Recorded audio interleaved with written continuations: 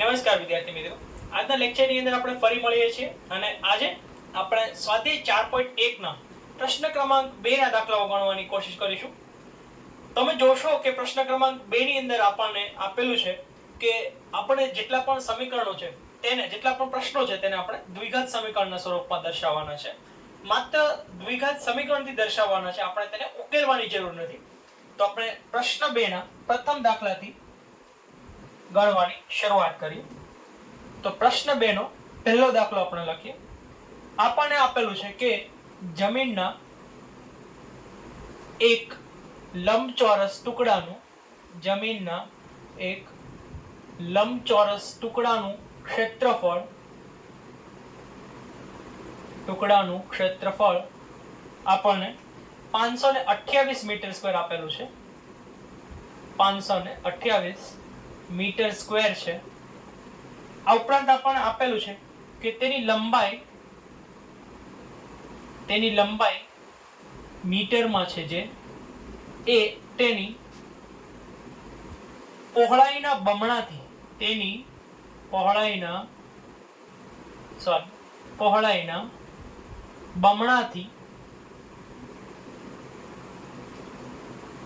1 metre જેટલી વધુ છે. તેના પહોળાઈના બમણાથી 1 મીટર જેટલી વધુ છે. તો આપણે આ ટુકડાની લંબાઈ અને પહોળાઈ દર્શાવતું દ્વિઘાત સમીકરણ બનાવવાનું છે. તો આપણે આ પ્રશ્નનો ઉકેલ શોધવાની કોશિશ કરીએ. આ પ્રશ્ન સામાન્ય રીતે તમે જુઓ તો એટલો અઘરો નથી, સહેલો પ્રશ્ન છે મિત્રો. આપણે ધારી લઈએ કે ધારો કે આ ટુકડાની પહોળાઈ જે છે તે x છે. તો આપણે લખીએ કે ધારો કે જમીનના ટુકડાની પહોળાઈ x છે. તો તેના પરથી આપણે લંબાઈ માટેનું સમીકરણ મેળવીએ. આપણને આપેલું છે કે તેની લંબાઈ તેના પહોળાઈના બમણાથી, સૌપ્રથમ આપણે પહોળાઈનું બમણું કરીએ એટલે કે 2x, તો તેના બમણાથી 1 મીટર જેટલી વધારે છે, તો આપણે +1 કરીએ. તો હવે આપણે લખીએ કે લંબચોરસનું ક્ષેત્રફળ. આપણને લંબચોરસના ક્ષેત્રફળનું સૂત્ર ખબર છે, લંબાઈ ગુણ્યા પહોળાઈ કરીએ એટલે આપણને લંબચોરસનું ક્ષેત્રફળ મળે. લંબચોરસનું ક્ષેત્રફળ આપણને પહેલાથી મિત્રો 528 મીટર સ્ક્વેર આપેલું છે. લંબાઈ મને આપેલી છે 2x + 1 અને પહોળાઈ જે છે તે x આપેલી છે. તો આ રીતે આપણને આ સમીકરણ મળ્યું છે. હવે આપણે આને આગળ સોલ્વ કરવાની કોશિશ કરીએ. તો x અને 2x બંનેનો ગુણાકાર કરીએ તો x અને 2x નો ગુણાકાર મને 2x² આપશે, પ્લસ 1 અને x નો ગુણાકાર x ગુણ્યા 1 બરાબર x થશે, બરાબર મને 528 મળશે. જો આપણે 528 ને બરાબરની ડાબી બાજુ લાવીએ તો 528 જે છે તે ઋણ બનશે અને આ રીતે આપણને આ લંબચોરસ ટુકડાના લંબાઈ અને પહોળાઈ માટેનું સમીકરણ મળશે. તો આ રીતે આપણે આ સમીકરણ શોધી શકીએ મિત્રો. હવે આપણે બીજો પ્રશ્ન જોઈએ. બીજો પ્રશ્ન આપણને આપેલો છે કે બે ક્રમિક ધન પૂર્ણાંકોનો ગુણાકાર, આપણને બંનેનો ગુણાકાર આપેલો છે 306 છે. તો આપણે આના માટે દ્વિઘાત સમીકરણ મિત્રો લખવાનું છે. તો ધારો કે આપણે લખીએ, ધારો કે પ્રથમ ધન પૂર્ણાંક જે છે તે x છે. આવું આપણે ધારી લઈએ. જો પ્રથમ ધન પૂર્ણાંક x હોય અને આપણને કહેલું છે કે જે ધન પૂર્ણાંકો છે તે ક્રમિક છે, ક્રમિક એટલે એક ની પછી એક આવતા, તો જો પ્રથમ ધન પૂર્ણાંક x હોય તો તેની અંદર જો આપણે 1 ઉમેરીએ તો એની તરત પછીનો આપણને ધન પૂર્ણાંક મળે તો આના પછીનો જે ધન પૂર્ણાંક છે તો આપણે લખીએ કે આની પછીનો જે ધન પૂર્ણાંક છે તે x + 1 મળશે. તો આપણે લખીએ કે બીજો ક્રમિક ધન પૂર્ણાંક આપણને x + 1 મળશે. અને આપણને કહ્યું છે કે બંનેનો ગુણાકાર એટલે કે x અને x + 1 બંનેનો ગુણાકાર આપણને 306 આપે છે. તો હવે આપણે આ સમીકરણને ઉકેલવાની કોશિશ કરીએ. x અને x નો ગુણાકાર મને x² આપશે, x અને 1 નો ગુણાકાર x આપશે, બરાબર 306 મળશે.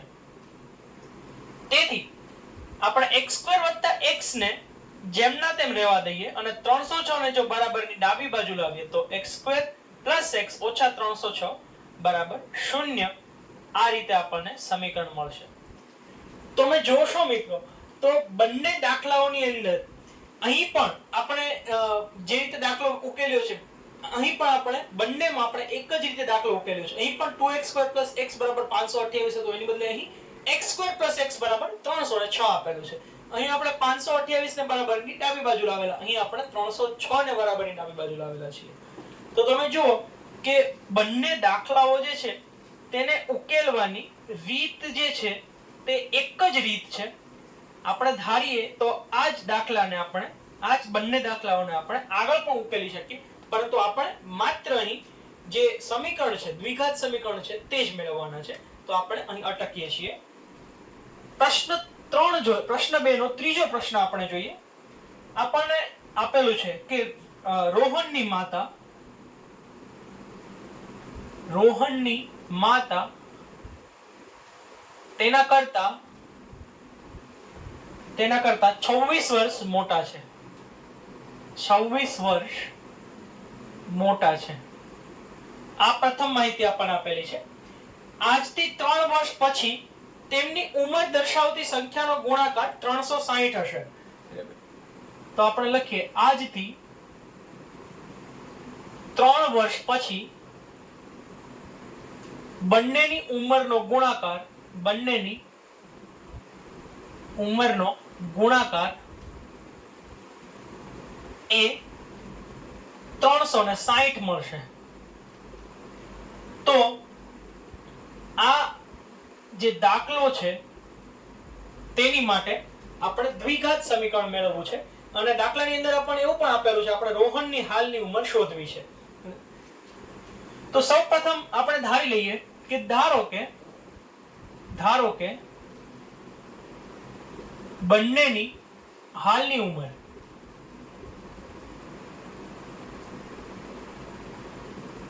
તો રોહનની આપણે હાલની ઉંમર ધારી લઈએ કે x છે અને આપણને આપેલું છે કે તેના માતા તેની કરતા 26 વર્ષ મોટા છે.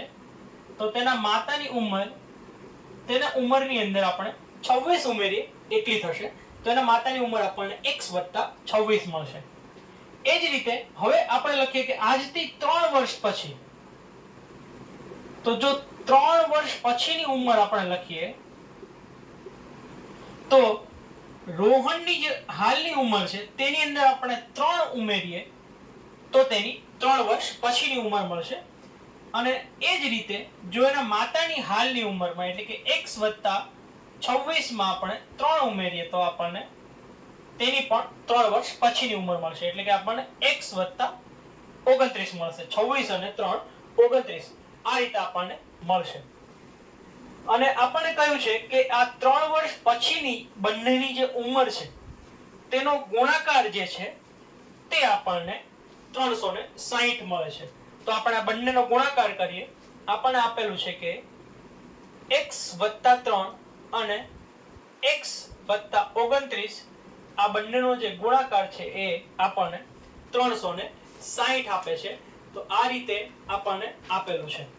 તો હવે આપણે આ ઉકેલવાની કોશિશ કરીએ. સૌપ્રથમ આપણે x જે છે તેને બીજા આખા કૌંસ સાથે ગુણીશું એટલે કે x + 29 સાથે ગુણીશું, +3 અને બીજા 3 ને પણ આપણે બીજા આખા કૌંસ સાથે ગુણીશું, બરાબર 360 મળશે. x અને x ગુણાઈને x² આપશે 29 અને x ગુણાઈને 29 આપશે, 29x આપશે, સોરી 3 અને x ગુણાઈને 3x આપશે અને 29 અને 3 ગુણાઈને 87 આપશે, બરાબર 360 મળશે. તો હવે આપણે સજાતીય પદો જે છે એના સરવાળા બાદબાકી કરી શકીએ. તેથી આપણે લખીશું x² 29x અને 3x આપણને 32x આપશે વત્તા 87, 360 ને આપણે બરાબરની ડાબી બાજુ લઈ આવીએ તો ઓછા થઈ જશે, તો 87 ઓછા 360 આ રીતે આપણને મળશે. તેથી આપણે લખી શકીએ કે x² વત્તા 32x. હવે તમે જુઓ કે 87 અને 360 બંનેના સરવાળા બાદબાકી શક્ય છે, પણ કેમ કે બંને નિશાનીઓ જુદી છે તો આપણે 360 આપણે બાદબાકી કરીશું અને 360 માંથી 87 બાદ કરીશું. જો 360 માંથી 87 બાદ કરીએ તો જવાબ આવશે 273 અને મોટા અંકની નિશાની, મોટો અંક 360 છે, 360 ની નિશાની માઈનસ એટલે આપણે ઋણ નિશાની લખીશું. તો આ રીતે આપણને આ સમીકરણ મળશે x² વત્તા 32x માઈનસ 273 બરાબર 0. તો આ રીતે આપણે આ દાખલો અથવા તો આ દ્વિઘાત સમીકરણ મેળવી શકીએ. હવે આ પ્રશ્નનો છેલ્લો દાખલો આપણે જોઈએ, ચોથો દાખલો. આપણને આપેલું છે કે એક ટ્રેન 480 કિલોમીટરનું અંતર અચળ ઝડપથી કાપે છે.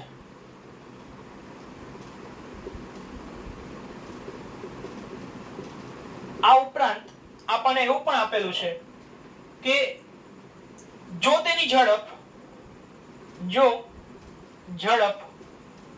8